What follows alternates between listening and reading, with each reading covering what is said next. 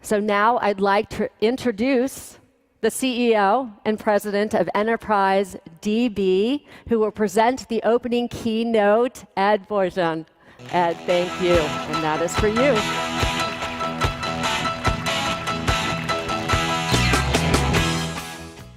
So good morning and welcome to Postgres Vision 2016. You're joining us this week on an incredible journey that will look more closely than ever before at the role that Postgres is playing in enterprise and in digital transformation. And it's not just a story about Postgres, but also about the role that open source is playing in the data management software category and the profound changes that open source is enabling. I've had the good fortune to be bringing open source software solutions to enterprises now for over 15 years, and I think that's about as long as enterprise IT has been using open source. And I can tell you that through that time, I've never seen a more dominant and more strategic role for open source than I do today in digital transformation.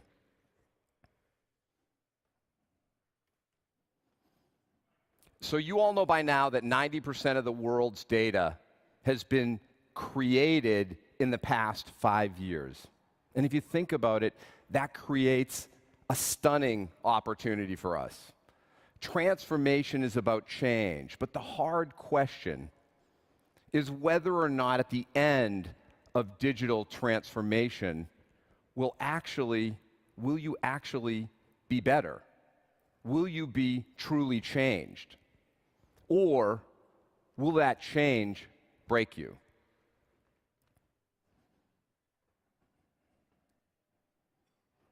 And the reality is that you can't afford to wait to change because the competitive landscape's moving as fast as the digital landscape. And maybe more importantly, it's moving as fast as the data landscape is changing. I want to talk about a few industries that have been changed, and you see a few examples here. Lyft, Spotify, in the ride sharing, Lyft in ride sharing, and Spotify in digital music.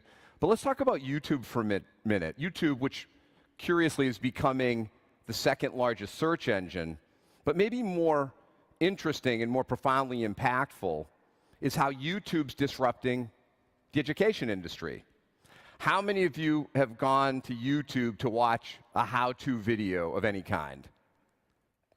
Right. So it looks like most of you. Think about this. YouTube is disrupting the traditional formal education market in large part by being the new de facto standard website to publish how-to videos. So people today can learn a massive amount without going to school in the old-fashioned way. That's truly digital transformation. So what does the YouTube example speak to? Business change happening in faster and in bigger ways than we could have ever imagined. And I think most of us already know this. And those examples speak to change in whole categories, in whole industries. But what about digital change in your company? What about digital change in your division or digital change in your department?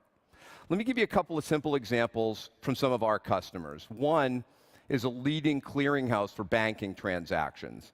And they're using a Postgres database as a data hub for all their daily regulatory reporting, pulling data from multiple legacy database systems and then a whole arena of new data sources. Or let me use another example, a Global 100 telco who's using open source database and Postgres, who needed a new way to stand up very quickly an application that would handle the massive launch of the new Apple iPhone to hundreds of thousands of new users joining in an hour. Both of those are examples of digital transformation happening inside a business, inside a department, but at a smaller scale. So let me ask you a question. How many of you are being asked to move even faster than before in your business area. So it's not a surprise, many of you are. But with that speed comes real tension, doesn't it? Do it fast or do it right. And it's hard, as we know, to accomplish both of those things at the same time. PwC did a recent study. It's called the Global Digital IQ Survey, which they do on an annual basis. They've done it in the past couple of years. And one of the most astounding statistics in my mind is how much development is happening outside of IT and how fast the pattern of change is increasing. In 2014, those surveyed reported that 40% of technology investments are happening outside of IT. That same survey in 2015 showed that the number had jumped to 68%. Think about that for a minute. 68% of technology investments happening outside of IT. Now think about the change from 40 to 68%. It's a shocking change. That's 40% more happening outside of IT in just 1 year.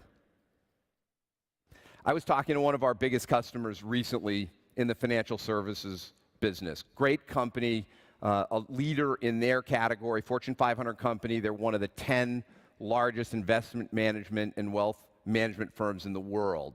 And their business is characterized, like the survey suggests, where application development is happening more outside of IT than inside. But here's the rub. IT is still responsible and accountable for the core technology services of the firm. So does that sound familiar?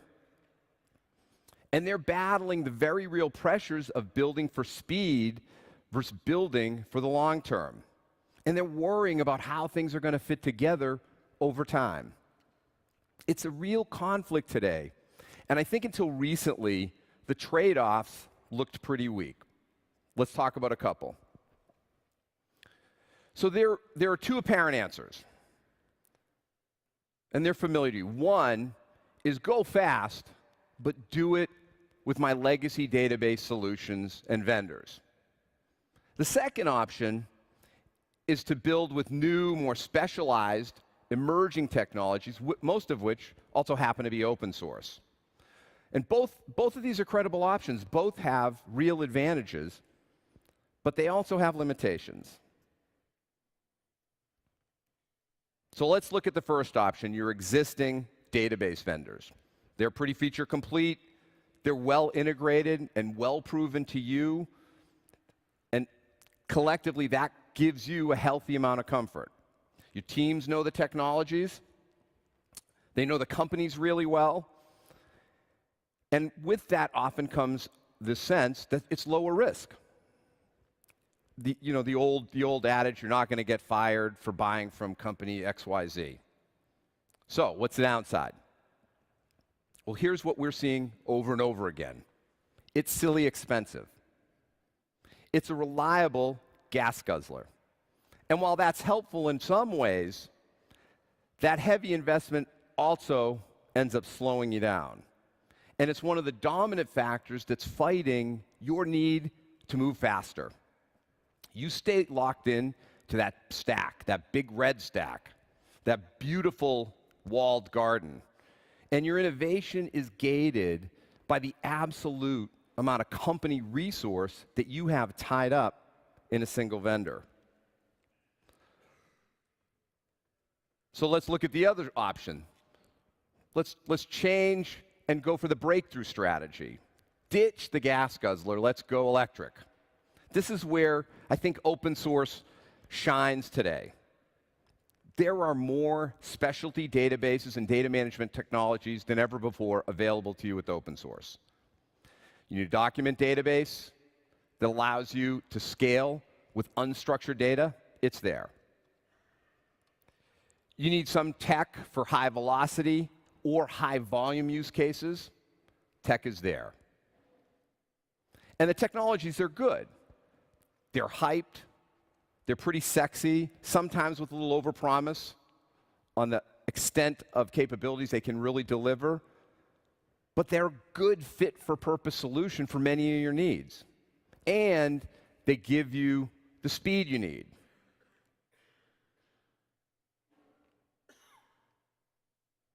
But there are downsides, right? So if I go electric, what happens if I run out of juice and there's no plug around? So the new, and we're hearing this more and more from our customers, that they're great choices, but there are also limitations. Because the new specialty databases don't have a lot of history, they're also missing a lot of best practices. And you have to learn by doing, and oftentimes you have to learn by failing. But maybe more impactful is the confusion that arises around integration and how to piece all the different solutions together that are often provided by different companies. This is the very thing that you value but pay dearly for with your legacy database suppliers.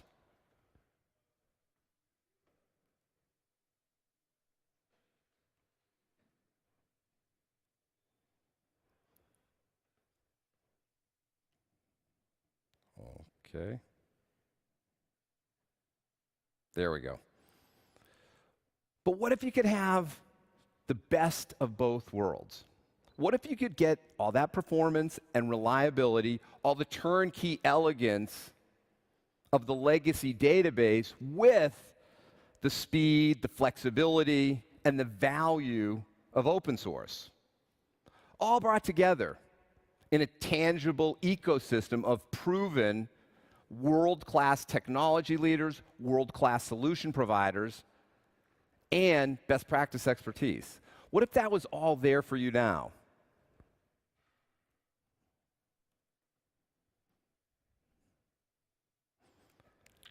And what if you don't have to discard what you already do well to adapt to the new open source model? Here's the deal. It's not an either-or world. That's not practical. It's not the reality. You all know that. So what if you didn't have to ditch the successful parts of your current model? And there are many. Your staff, your infrastructure, your core technologies. What if you could leverage those assets while simultaneously getting the best parts of new technologies and innovation that can better serve your new digital transformation initiatives? Well, friends, that solution is here now. And that solution is Postgres. It's time for open source database solutions to do more for you.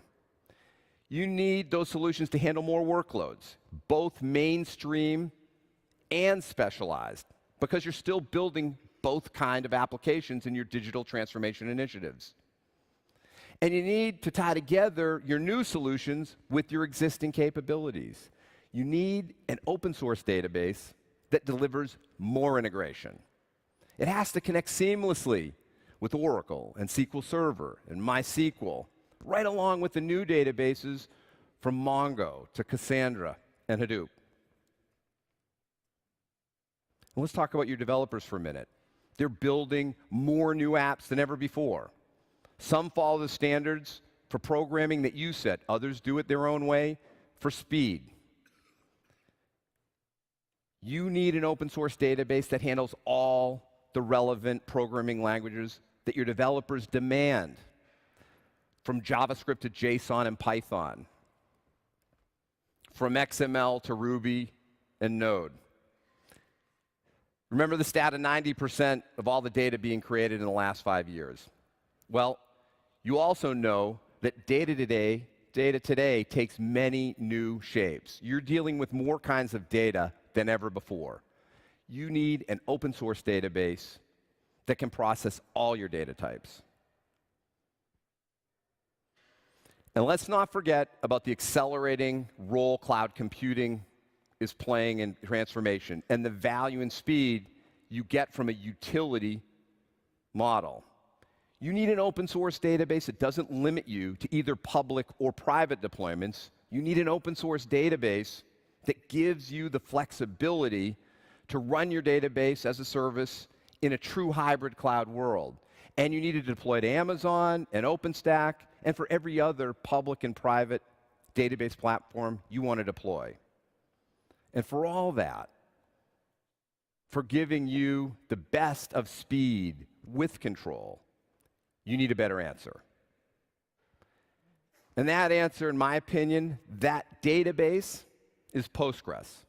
And over the next 2 days here at Postgres Vision, we've put together a great program to help you explore that reality more thoroughly and thoughtfully than ever before. And now I'm delighted to introduce Pam Murphy, the Chief Operating Officer at Infor. Pam and I have worked together closely for the past couple of years to deliver the first major ERP systems that are validated to work with Postgres and open source. And I think this is an incredible accomplishment and an incredible milestone, not only for Postgres, but for open source. Just a background on Pam, she's been the Chief Operating Officer at Infor since October 2011, and then prior to that, she served there as the Senior Vice President of Corporate Operations. Prior to her time at Infor, she spent 11 years at Oracle, where she was responsible for a range of things in operational and financial functions, which included running global sales operations, running consulting operations for EMEA, and running field finance functions for Oracle's global business units. Before Oracle, Pam was at Anderson Consulting, where she provides strategy, direction, and counsel to her existing and potential clients. And with that, I'd like to invite Pam to join me on stage. Get up, get down. Get up, get down. Feel the rotation start. See the next one. Welcome, Pam. Thank you for having me. So, maybe we start with a couple of questions. Sure. And maybe you could comment a little bit. You've been through a lot of transformation and transition at Infor, and I know that's been redefining the company, but maybe you could talk about that a little bit and how that's the context and the change that's happened over the past few years. Sure. So just a quick commentary on Infor to those who may not know who we are or what we do. We're an enterprise software company. We build ERPs and mission-critical applications for the industries that we serve. So we're very strong in manufacturing, distribution, healthcare, public sector, amongst others. We're global in scale. We've over 90,000 customers, and we're in over 100 countries worldwide. So that's on Infor. And Ed's right, we've been through a huge transformation over the last 5 years since we as a management team came on board. And our strategy has really been based among 5 pillars.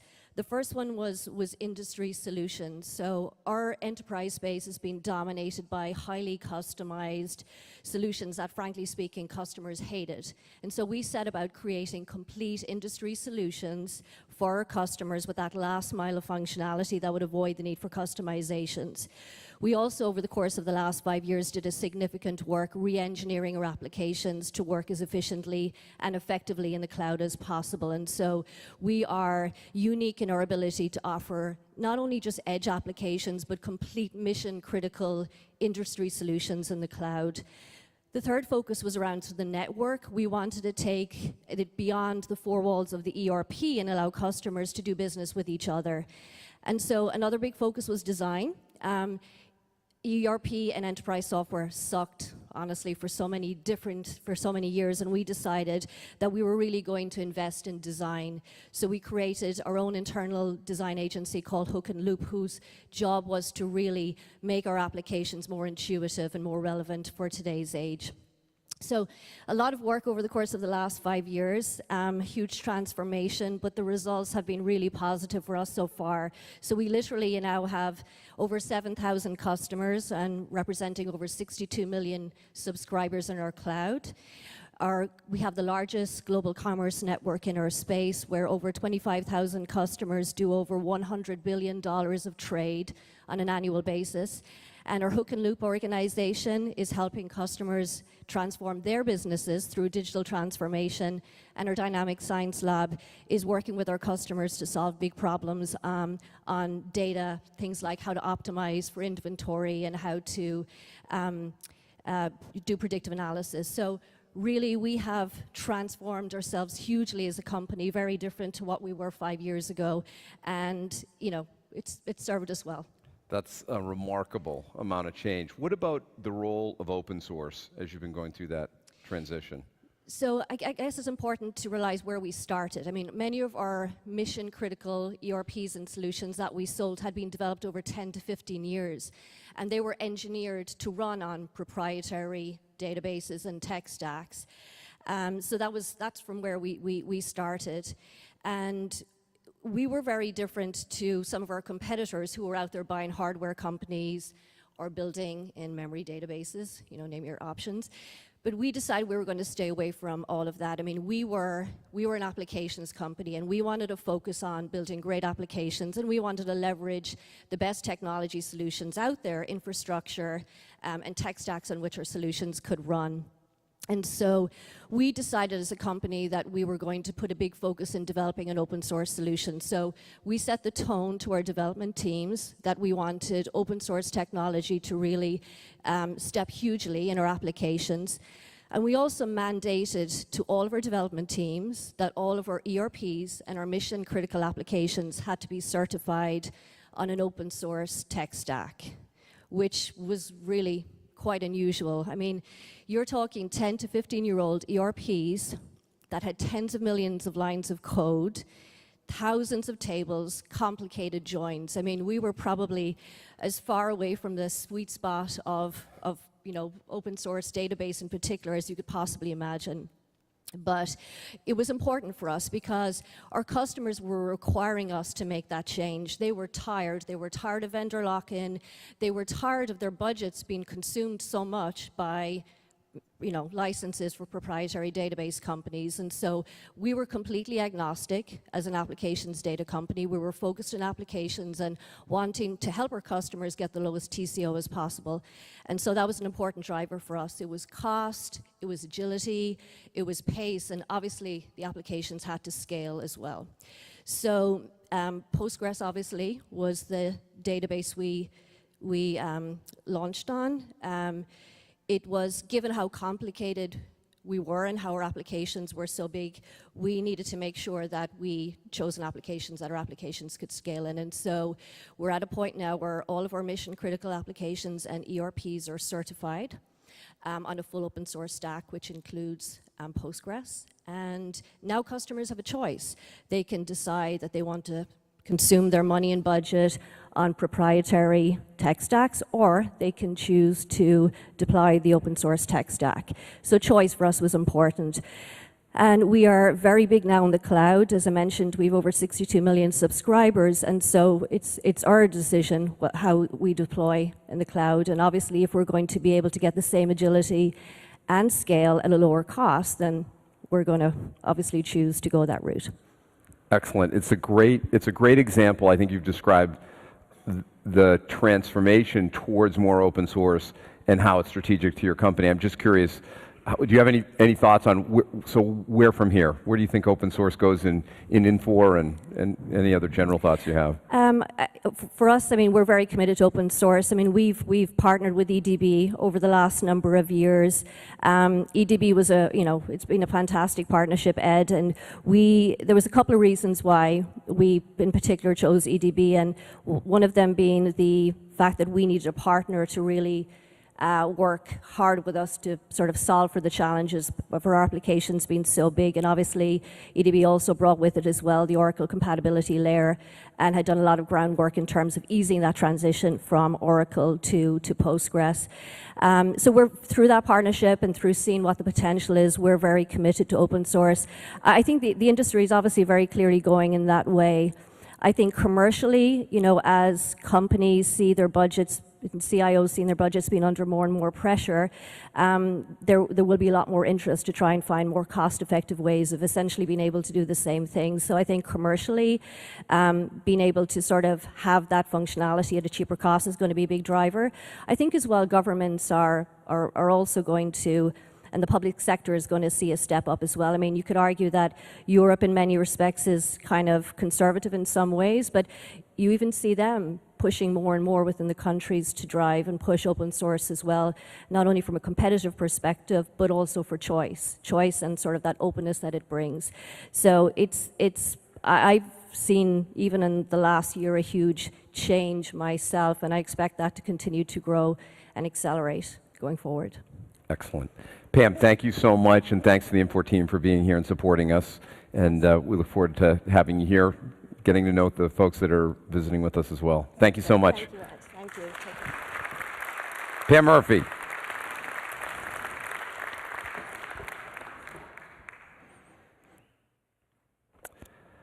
So now, I want to challenge you to move beyond the models and the thinking that defined your database choices in your digital transformation journey. I want to urge you to challenge the status quo in your organization. And as you do that, set a new standard for what open source database solutions can and should do for your organization. You need solutions from your open source vendors that are complete. They have to be complete enough to address the widest range of workloads that you have and reduce complexity. You need an open source database that's conversant. It has to be conversant with all the other parts of your data management landscape, from the legacy systems to the new solutions, and one that will allow the most valuable part of your organization, your staff, to springboard off their existing knowledge and skills. And you need an open source database that's clear-eyed. Clear-eyed to provide you with the pragmatic, proven, durable technologies and answers that you need to the complex business problems today, while simultaneously being innovative with a good vision of future direction and emerging needs. And I believe that when we look back on 2016 in the years ahead, we're going to recognize that this was the year that Postgres emerged as the new preferred open source database of choice for enterprise, and that we will see that this was the year that Postgres earned its rightful place as the centerpiece in enabling digital transformation. Thank you again, and welcome to Postgres Vision.